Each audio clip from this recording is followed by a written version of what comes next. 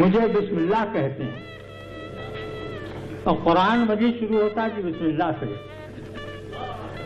है। लेकिन याद रखिए, हम सब कुछ हैं नहीं हैं, हैं हम सुर के कायल हैं। सुर जो है किसी की मजाल नहीं, दुनिया में किसी की ताकत नहीं कि जो उसको कम कर दे। नहीं नहीं, सुर माने एक आवाज है। जी हुजूर, वो आवाज क्या है?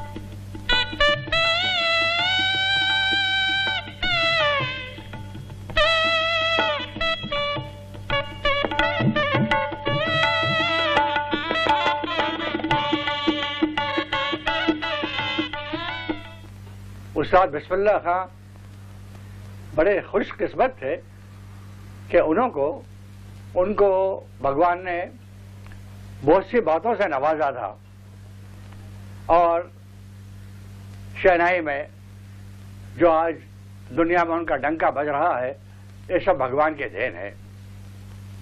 हमारे यहाँ जिसको कहते हैं मिठास, गाने बजाने में मिठास और सुरीलापन, तो जब मिठास और सुरीलापन सही तरकीब से लगता है, जैसे अगर दिल से दुआ निकलती है तो वो कबूल होती है, वैसे उनका सुर जो दिल से मिठास लेकर निकलता है तो लोगों पे अपना कम से कम एक किस्म का कैफियत तारी हो जाती है।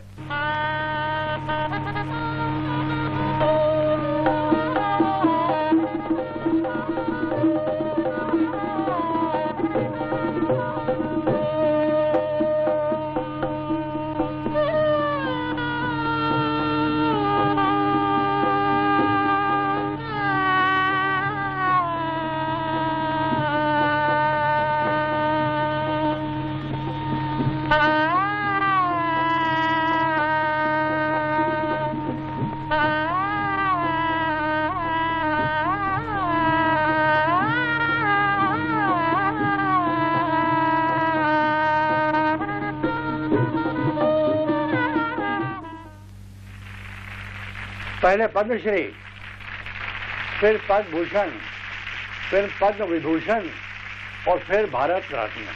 ये चारों सीढ़ियां उन्होंने स्टेप बाय स्टेप ऊपर तक गए हैं।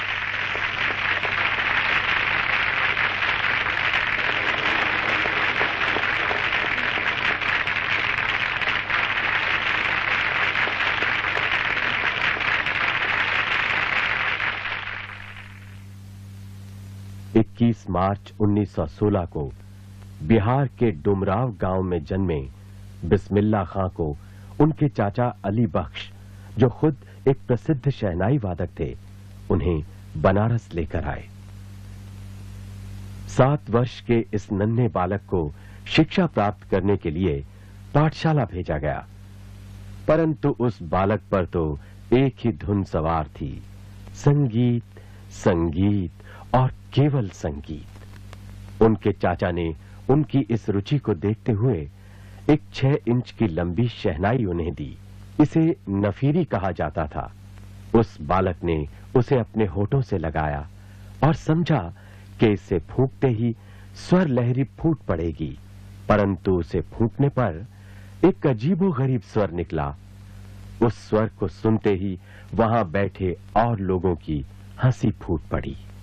तभी चाचा अली बख्श ने उन्हें अपनी गोद में बिठाकर बतलाया कि शहनाई को कैसे पकड़ते हैं और किस तरह इसमें सुरीली आवाज उत्पन्न की जाती है। उस बालक के शहनाई में महारत हासिल करने के दृढ़ निश्चय को देखते हुए अली बख्श उनके मार्गदर्शक एवं गुरु बने। सर्वधर्म समभाव का प्रतीक बनारस, जहां प्रतिदिन अनगिनत पर्यटक एवं श्रद्धालु यहाँ के धर्म स्थलों को देख हर्षोल्लासित एवं नतमस्तक हो जाते हैं। श्रद्धालुगण गंगा मैया की पूजा अर्चना में विलीन रहते हैं।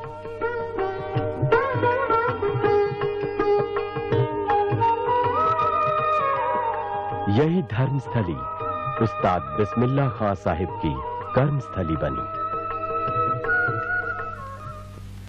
यही वो घर है जो बिस्मिल्लाह खां साहिब का आशियाना बना। न जाने कितने लोगों को खां साहब ने यहां शहनाई वादन की तालीम दी। इसी घर में अनेकों संगीत की महफिलें सजीं। ये वो दालान है जहां जुमे की नमाज के लिए तकरीबन 100 से 150 नमाजी नमाज पढ़ने आते थे। खां साहब इसी तख्त पर बैठकर अपने बच्चों से संगीत की चर्चा करते थे। उस्ताद बिस्मिल्लाह खां साहब हमारे देश की तहजीब के और मौसीकी के, संगीत के जीती जागती मिसाल थे। बहुत ही खुशनुमा उनकी शख्सियत, हर इंसान के साथ प्यार से, मोहब्बत के साथ बातचीत करना। शहनाई एक इतनी खूबसूरत साज है जो सदियों से हमारे देश में एक खुशियों की पहचान बनी हुई है। तो शहनाई शादियों के वक्त में राजा महाराजा लोग तीसरी मंजिल पर बिठाते थे और उसको नफीरी भी कहा जाता था।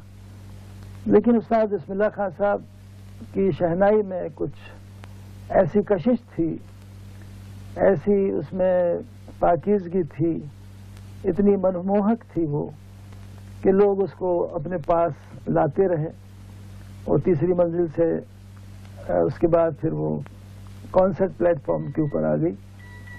शहनाई को एक ऐसी जगह मिली जो शहनाई हमारे देश की पहचान बन गई। उस्ताद बिस्मिल्लाह खां साहब हमारे देश की पहचान बन गए।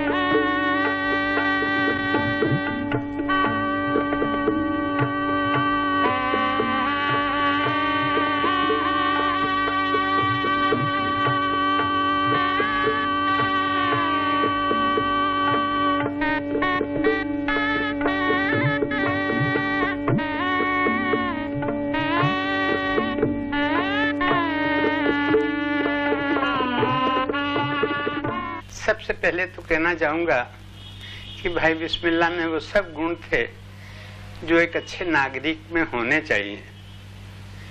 उनका शहनाई वादन हर एक जगह हुआ, वो चाहे समाज की कोई बात हो या राष्ट्र की।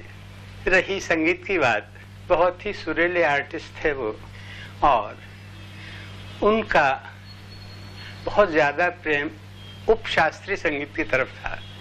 वहाँ से बहुत जुड़े रहे वो, जैसे कि ठुमरी, कजरी, दादरा, होरी, चैती, ये उनके बड़े प्रिय थे। वैसे हम दोनों ने एक जुगलबंदी का प्रोग्राम किया था 20-25 साल पहले। उसमें एक बड़ा राग भी हमने बजाया था, राग मालकोस। बाकी उसके बाद ठुमरी भी थी।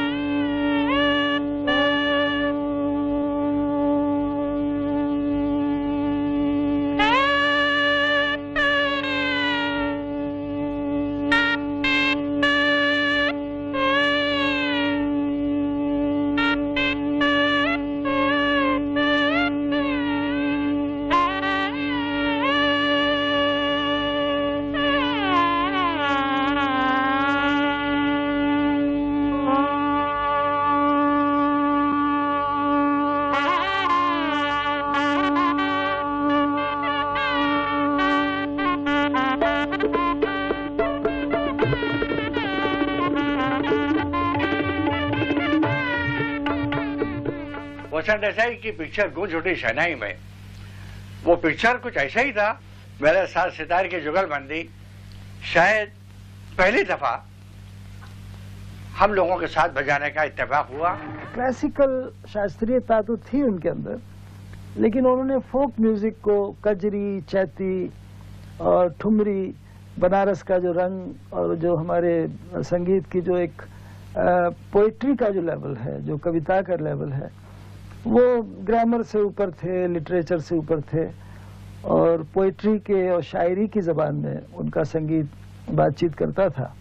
तो उस्ताद बिस्मिल्लाह खान साहब सिर्फ हिंदुस्तान के ही लोगों के दिल में नहीं, बल्कि पूरे दुनिया के दिल में बैठ चुके थे। और वो पहले ऐसे संगीतकार थे कि शायद उन्होंने सबसे ज़्यादा जुगलबंदी अपने जीवन में बजाई। मुझे सौभाग्य हुआ उनके साथ बजाने का, तो हम लोगों ने मिलकर वैष्णव जनतो बजाया, सरोद शहनाई, और राम धुन बजाई, रघुपति राघव राजा राम। उसके 1-2 महीने बाद हम लोग कलकत्ता में बजाए। मैं बाबा उस्ताद बिस्मिल्लाह खान साहब के बारे में जब भी कुछ कहना चाहती हूँ, मैं ऐसा महसूस करती हूँ कि मैं भाषा रहित हो जाती हूँ। उनका जो व्यक्तित्व रहा वो बिल्कुल अनोखा। उन्होंने जिंदगी में प्रमाण कर दिया कि जो सुर की पूजा करते हैं वो इंसान से परे हो जाते हैं। और वाकई मेरा और उनका जो परिचय हुआ था वो सुर के जरिए हुआ था। और मैं इस युग में मैं समझती हूँ कि बाबा की तरह व्यक्तित्व बहुत विरल है। हमारा पहला जुगलबंदी 2001 में हुआ था, और सबसे बड़ी खास बात, आप समझो कि आप भारत रत्न के साथ बैठ रहे हो। मैं तो डर के मारे मर रही थी। जब मैं गाने बैठी तो उन्होंने कहा कि भूल जाओ कि तुम्हारे पास भारत रत्न उस्ताद बिस्मिल्लाह खान बैठे हुए हैं। उन्होंने साधना से उस जगह पे पहुंचे थे जहां से इंसान देवता बन जाते हैं। मैंने उनमें वो देवता पाई है। हाथ का मुकाबला वो हाथ से खाली, हाथ से तबला, ये सब 2 घंटा 3 घंटा बज गया। ये तो 10 मिनट में फुला देगा हाथ से। लेकिन हम ये चाहते हैं, हमारी तबीयत है, जरा से पूर्वी धुन बजा दें हम।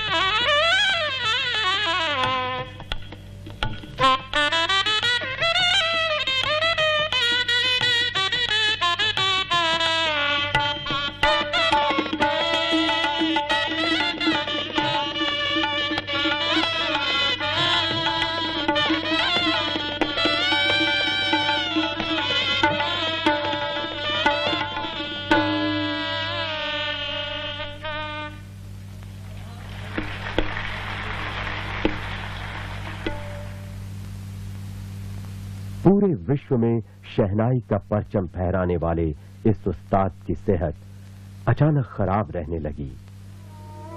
21 अगस्त 2006 को उन्होंने अपनी अंतिम सांस ली और शहनाई वादन का एक युग समाप्त हो गया। शहनाई का जहां नाम आएगा उनको जरूर याद किया जाएगा।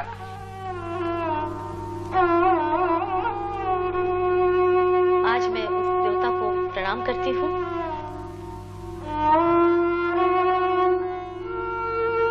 और हमेशा अमर रहेंगे, क्योंकि अपनी शहनाई, उनकी शहनाई हमेशा अमर रहेगी।